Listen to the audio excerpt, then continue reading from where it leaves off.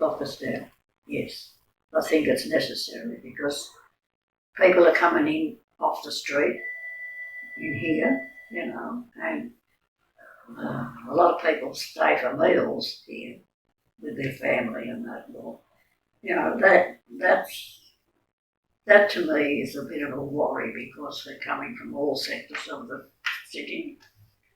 I'd really like to see it locked down myself, but at least for a couple of weeks to see how things go. But it's up to the establishment, I suppose. They're the ones that have got to do it. Look, I really think, yeah, I know it's one of my hobby horses, but I think that aged care centres should prepare their staff, you know, get them ready and trained for this so that they know what they're doing, they can do it. And I'd say even if they've got to haul them in and say, now, this is what we want done, this is how to do it, I'll guide you through it, now you do it for me. So that I can be assured that when you go along to look after people, I think also that as people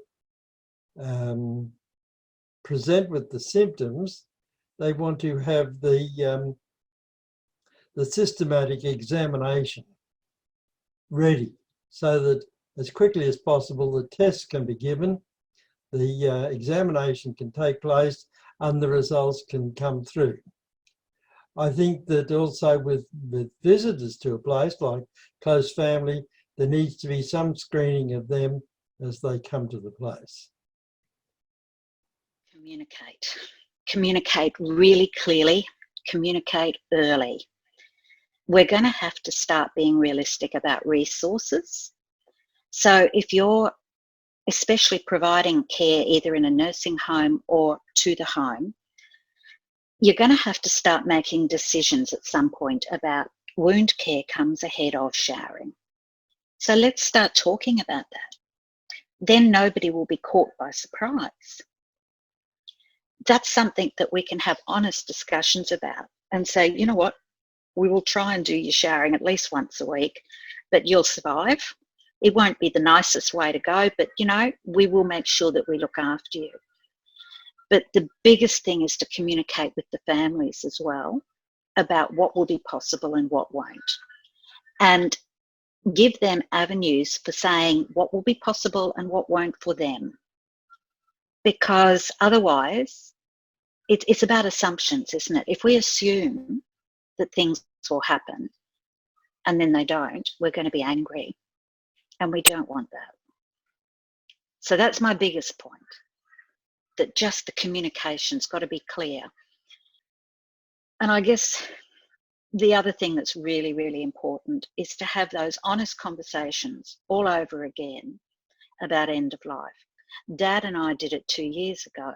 It was a really good time to come back and say, I know we had this discussion, but in light of the virus, in light of the fact that you're 2 years older and we know you're tireder, what are your choices? And really talk about specifically in the next few months.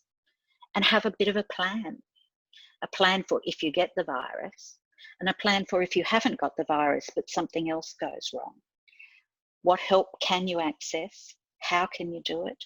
Who should you call or message? Because I'm really concerned that a lot of people are going to fall through gaps because the problem is not COVID virus related and they don't want to be difficult and they don't want to make a fuss and everyone's so busy, dear. And I'm really concerned, I guess, about leaving people in pain and distress. And, you know, this is something that palliative care responds to, but Lord knows, I don't know how they're going to respond to a lot of people being in distress all at once.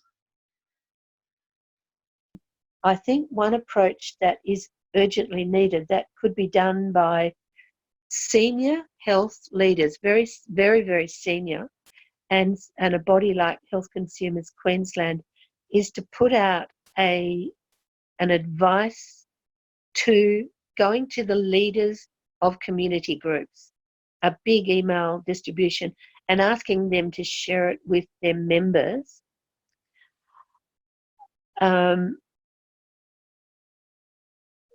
Yes, so getting them on board from the top, speaking directly to them from the top.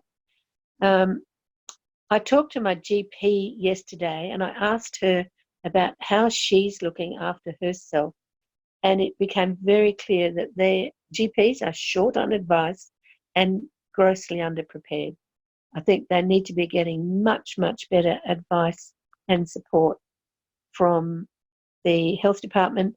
I arrived on time for my appointment and had to wait a long time in a crowded waiting room with chairs close together.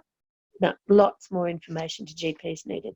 Not to leave us out, not to divide us up, to start talking not only about the physical issues of wash your hands, sneeze properly, use hand sanitizer, social distancing and stuff, but maybe start talking about some of the mental health aspects of this as well. We need to also talk about how people are feeling and how we deal with coping collectively with the enormous amount of stress that people are going to be under. So just say thank you to the person at the checkout. Say thank you to the people who, if you know a nurse or a doctor, they're going to be working their backsides off to the point of exhaustion pretty soon, if not already. So just, if you run into medical people, like even GPs, just say thank you for what they're doing. Because it's only by appreciating each other and working together that we're actually going to get through this together. Just, as I said, like checking on older people, somehow or other, I don't know how they would do it, but finding out about people who really are more at risk, as in the elderly who are living at home by themselves. They're the ones I am concerned about, because they're the ones I think who are most at risk.